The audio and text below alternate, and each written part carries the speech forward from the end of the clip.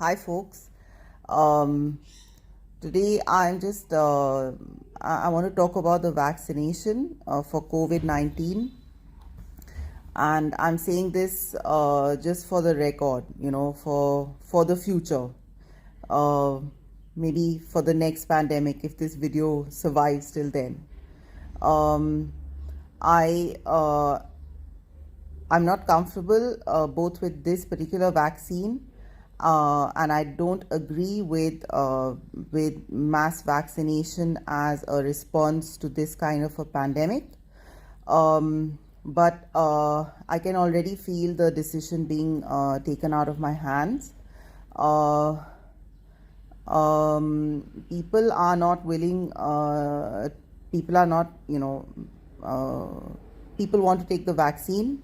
And in India, although the vaccination at the moment is supposed to be restricted to people of a certain age with comorbidities and to doctors and other healthcare professionals, there's all kinds of bootlegging going on, and so it's constantly being offered to people that I'm close to in my family.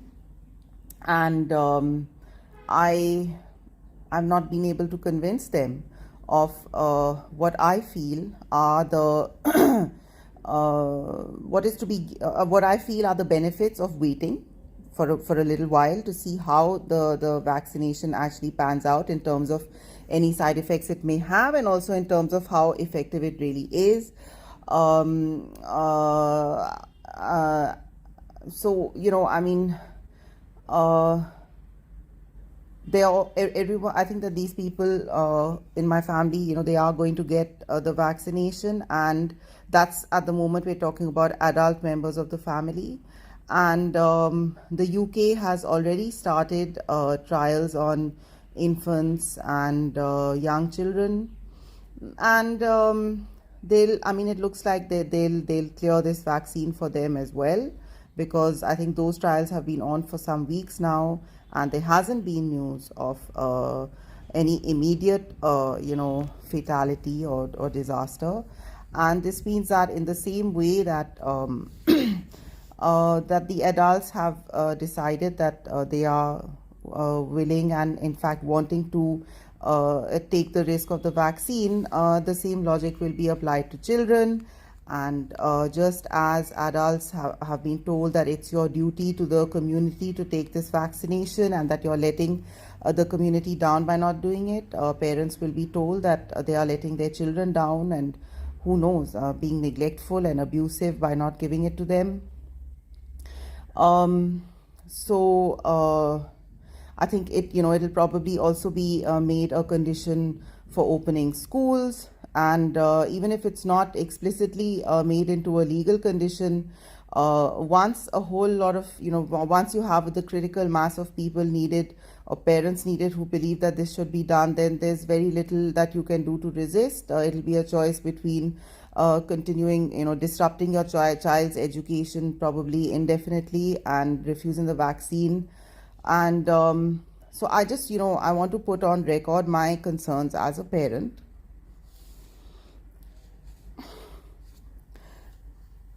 My children do have vaccinations, it's not as if they haven't been vaccinated.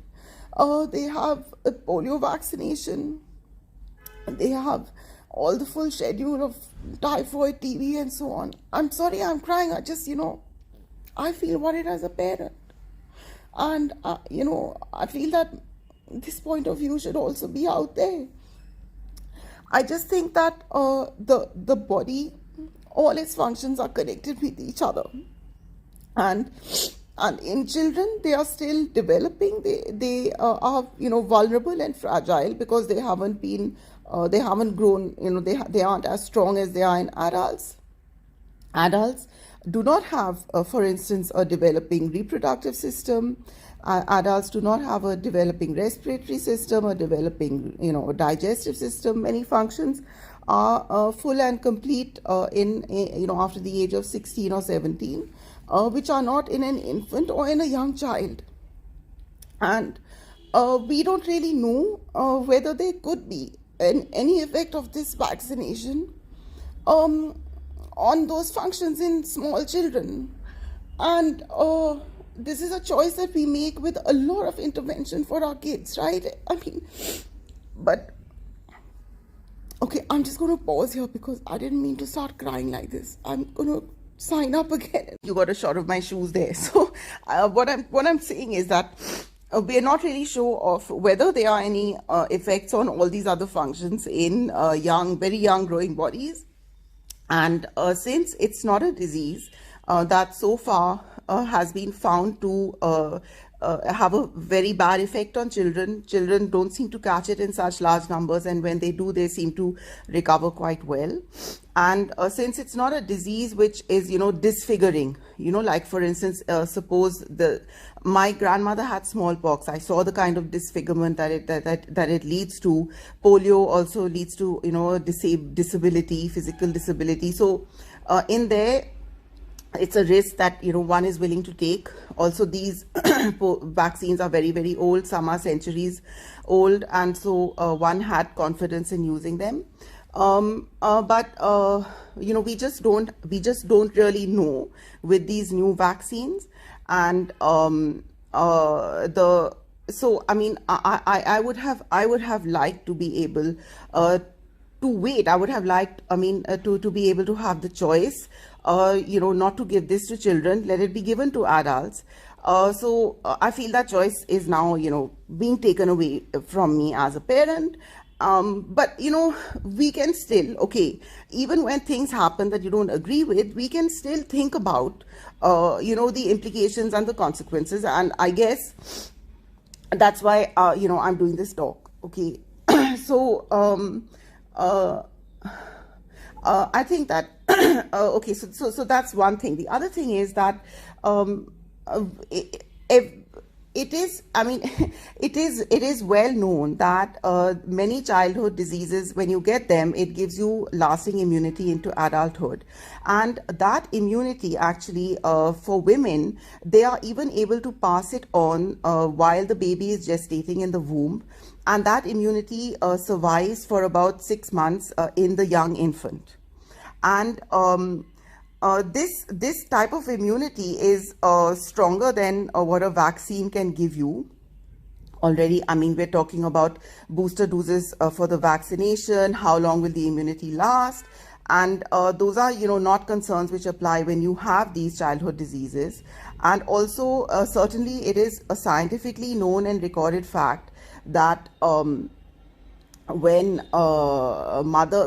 are given a vaccine rather than contracting the disease in childhood, they are not able to pass on that gestational immunity to the infant in the womb, to the baby in the womb. And this fact, the loss of this gestational immunity is also something which people who've been working in the vaccinations field for the last 50-60 years have to take into account and account for in planning vaccination drives. And in fact, many a time vaccination becomes, the justification for the vaccination is the lost childhood and gestational immunity, which actually makes then, adults more vulnerable if they have missed the window.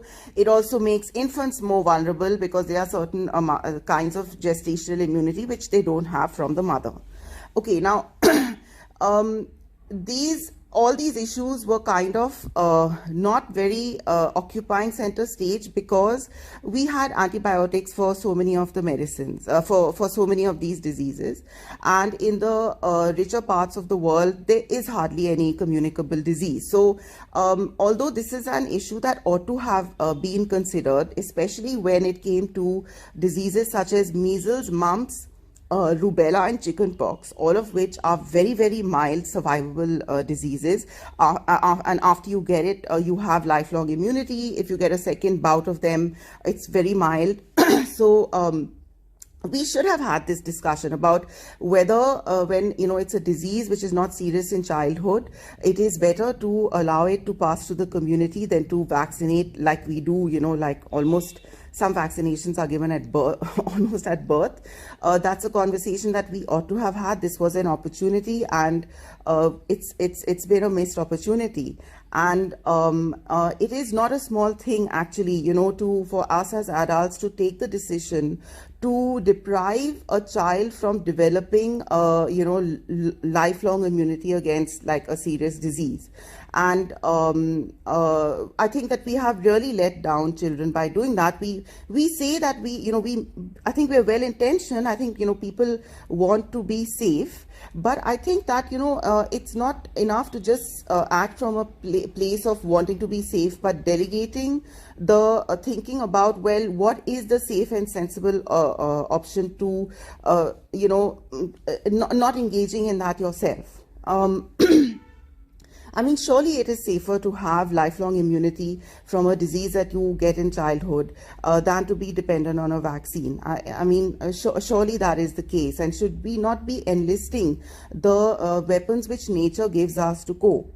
And secondly, I mean, so that's one thing. The other thing is that just as all the different functions of the body are connected with each other,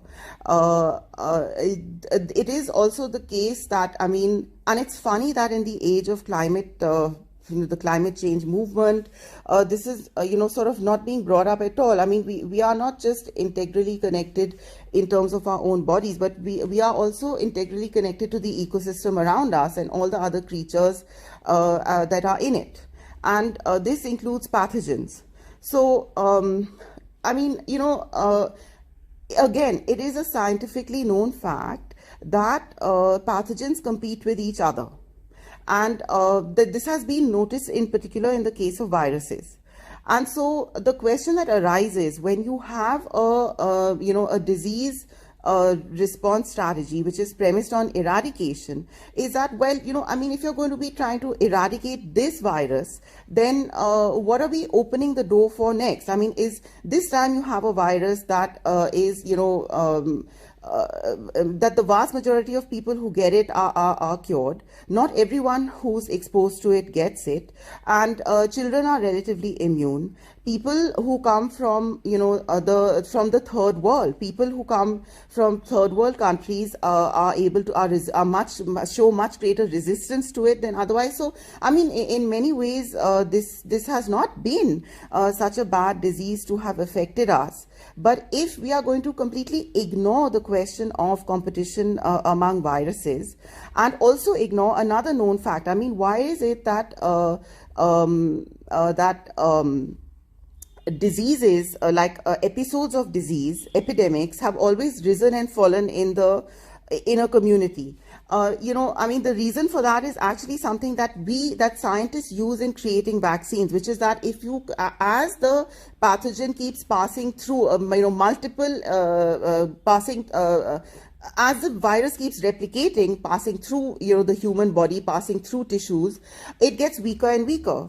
And this is when you hear that there's a vaccine which uses a live attenuated virus, a weakened virus. Well, this is what is often used. How do you weaken the virus? You keep passing it through these, cells, tissues, so that as it replicates, it gets weaker and weaker, and it can get so weakened that you can then inject it in your body and not get the disease, but you can stimulate the disease response. So, I mean, if it's the case that, so this, if you think about it, then there is already an existence in nature, a natural mechanism for weakening the strength of these diseases, and for the diseases to actually cancel each other out. And are not using this makes us very vulnerable. And I mean, if not in this pandemic, then this is definitely something that we need to think of down the line. Okay, what if it was a much worse pathogen? Then maybe we shouldn't be eliminating all the competition for worse and worse to come. And the other thing, now that's natural. We can only speculate if there'll be a more contagious or more lethal virus. What we do know is being done is function enhancement of viruses that are found in nature by scientists who claim that they are doing this. They're trying to enhance the lethality and the contagiousness of viruses so that they can do research on if and when there is a disease attack, what can be done. We should already have the medicines to respond. I mean, this is so dangerous. This is what's been going on in America and in China. Okay, and in America, because there was, a few years ago, there was an outcry, there was a scandal about this. They stopped it there, but then they've just moved it all to China. And that's why you keep hearing about the Wuhan lab. I mean, that's not a conspiracy theory. These are all facts. It is a fact that function enhancement is done. They make a natural virus a worse version of what it is, allegedly, so that they can then figure out what antibiotics and all to use against it. Till today, they've not produced anything from this because we didn't have the medicines. But more, there have been, contamination from escapes from the lab. Okay, I have read reports which say that there's like something like every week or so. There's every week. Can you imagine? There's pathogens escaping labs in the US. God knows what's happening in China. And the reason why this has not led to a big outbreak is that often these are also not naturally occurring pathogens. They are various sort of mixtures of that have been produced for experimental purposes, and they don't survive apparently very well outside of the lab, right? So that's that. But the fact is that this is being done in labs, and that there are escapes, there are leaks, and we've gone through the pandemic, we've had the lockdowns, we've weathered all the problems that has brought. We are willing to put this vaccination in our bodies, which we don't know about, but we are not asking why all this function enhancement needs to carry on. Should it be just shut down? The WHO has sent teams twice, the beginning of the pandemic and recently. Nobody's raising any questions. So okay, we've decided to adopt this policy. Everyone is going to have to take the vaccination. We're going to give it to the children, whatever, like leave it to luck whether this affects their future. But can't we at least start asking these questions? Like, everybody had the feeling that they were facing death a year ago. Today, we have the feeling that we have beaten it. So let's start thinking about all of that.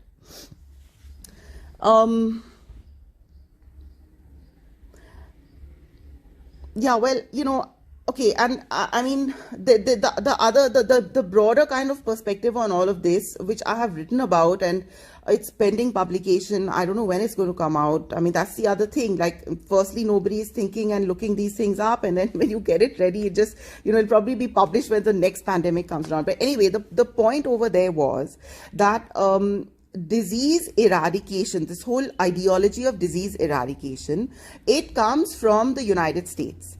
They in the Second World War, they used DDT in where the US some soldiers were camped, probably somewhere in Florida where there's marshland. Okay, and they found that DDT was very effective in killing off mosquitoes. And so they then decided to use DDT to eradicate malaria in the US. The US actually used to have a lot of malaria. Having done that in typical US style, they then decided that, well, what's going to happen now? Because we've got rid of malaria from here, but malaria is very much, alive and kicking in Africa and in Asia and so on. So we've got to get rid of it there too. And, this is very typical, this is the way, I don't know what it is.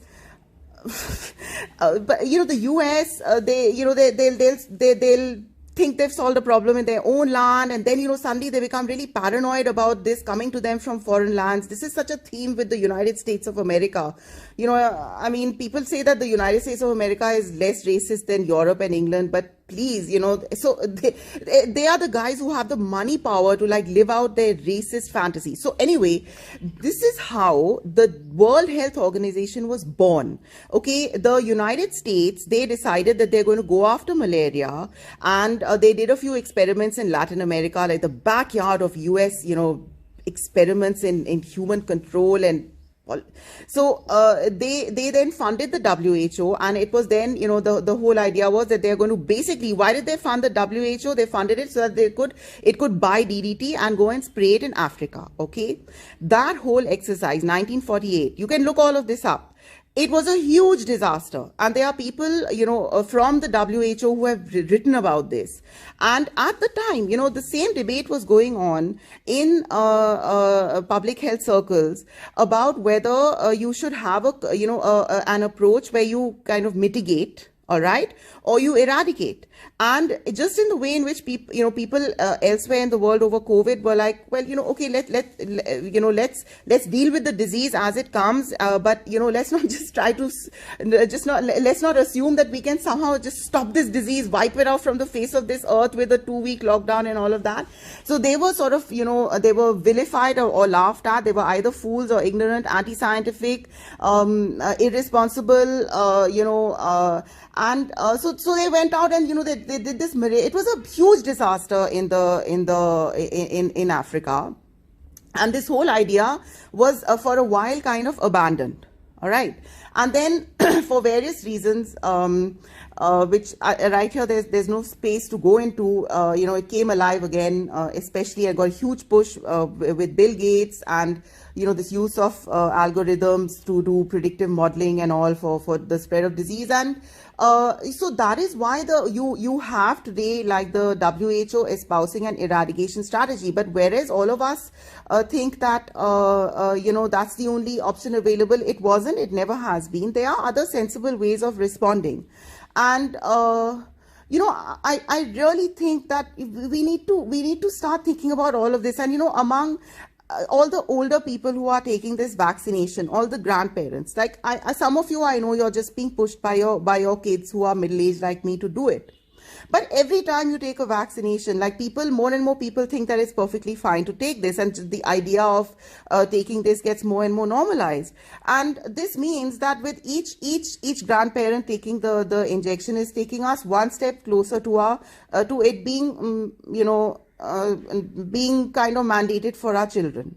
And I would just appeal to grandparents that you think about it. You've lived your whole life, and they have been, with the HPV vaccine trials which were done among tribal girls, there has been talk of problem with their cycles.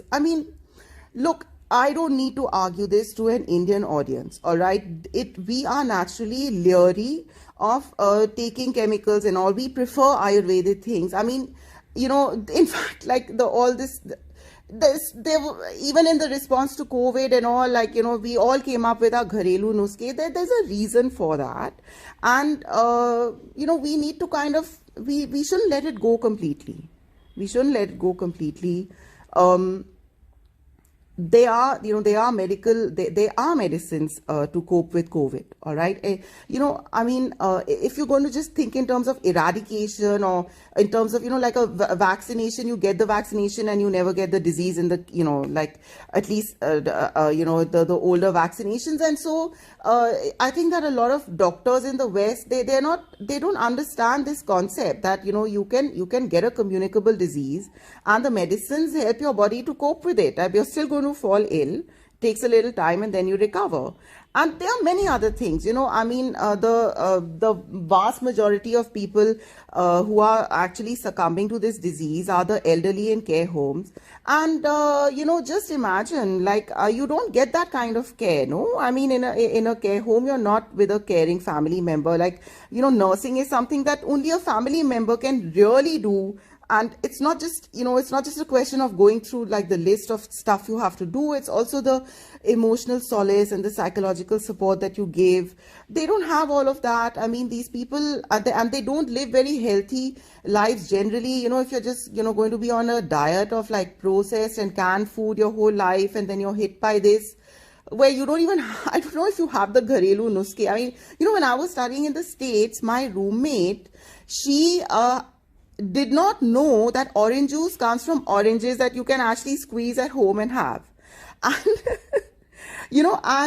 then there was this Greek friend of mine, and I used to really like the consistency of Greek yogurt. So I was like, so how do you make this? And she just looked at me blankly and she was like, in the factory. So I was like, no, I wasn't, I wasn't being facetious, because in India we make our yogurt at home. So, these people, maybe with that lifestyle, being so cut off, not having any access to alternate remedies and all. I guess that all they have is chemicals and, this nuking things with vaccinations. But we don't have to be like that. Okay, fine. You've done it for this time. We don't have to do it for next time. Okay. So, I just appeal to all of you. Just think, just pause. Can't we wait? Like in India, it's not, it's just not been as disastrous as the fatality rate is low. Old people with all the so-called comorbidities are completely recovering, with most of them without even going to hospital. Do we really need to, embrace this vaccination? Can't we wait? Doctors wanted it, okay, and they've got it. Doctors also wanted lockdown and all. They got it. It didn't do anything. So let it be voluntary, but just pause, because your actions do have consequences, and the children have not been able to speak for themselves. They, school was shut down, and their whole social life was cut off. Like many parents, out of fear, have kept their children in. Like they talk about their children just being at home and growing fatter because they haven't had the usual activity. They, there's been like all this online school right now. Me and my kids, my daughter especially, have been studying for the last month. She's having to take her first round of annual exams ever after having gone through all this online teaching. I mean, nobody has really considered them. See, it's not enough just to say that I'm going to protect my child, because you also have to think for your child. It has to be much more proactive. Like it's not just about protecting them. Then, like, I could also just put my kids in just lock them up. It would be so much, one would in so many ways feel so much safer. But we have to do the best for our children. And are we doing that? And now for this disease, which doesn't affect them, which if they get now, they'll get lifelong immunity. We are injecting them. We don't know the effect on so many functions of their body. It's not funny, like if you're going to be interfering with the reproductive cycle or with some cognitive thing, those are major burdens to give to your children. And other vaccinations that we have been giving them, they've been very old. They've been around for decades, for generations. And so, please can we pause? Please can we be conscious that, like we are creating an avalanche of opinion just by taking the vaccination. Please ask yourself if this is the way we should be proceeding. Like you guys were all so convinced about lockdown. So convinced. And what happened? Today, the same people are saying lockdown is not a solution. And all this stuff about the background about vaccinations and all, doctors are not vaccination experts. Neither do they make them, nor do they research the public health history and, philosophy of why vaccination is an option. Okay, doctors are busy in hospitals and treating people. Even during COVID, a lot of doctors, they weren't up to speed with all the latest goings on. Like they were doing their own job. They were in hospital. So, the doctor is kind of like at the end of the line of a whole, delivery, a whole assembly chain, and there are different people doing different things in making decisions. What should be the medical, practice? What should be the public health practice? So, the fact that doctors are saying, I've taken the vaccination and you should also take it. I need to take it to be safe to cure COVID patients. Okay, that is valuable information to take under your belt. But I think it's also worth to know that this has not affected children, that even if for people who come from third world countries, for Indians and South Asians, and this is even people who are old and who are supposed to be particularly vulnerable have not been affected. The poor have shown themselves to be highly resistant even when living in very, very crowded conditions. And there's never been a vaccine which has just been developed in 6-7 months. Even when the epidemiologist said that there has to be a lockdown until there's a vaccine, they estimated it will be 18 months before it's developed. And what is the harm in waiting? Just wait. And or at least, okay, what is the harm in thinking about waiting? And My own family isn't listening to me, so I don't expect that you were going to just agree with what I'm saying. But it is something that I have looked into quite carefully, and I'm very worried about it. And yeah, and guys, the next pandemic, whenever it's going to be, if it takes about a century, then, like 2120, please, people of the future, it may sound as if the whole world came to a consensus about lockdown, about vaccination, and that consensus was proved right. But it's not the case. There were naysayers, and I hope that you in the future will think about all that. You'll also have a little more information about what the effects on this generation of children will be if they are given this vaccination. Okay, guys.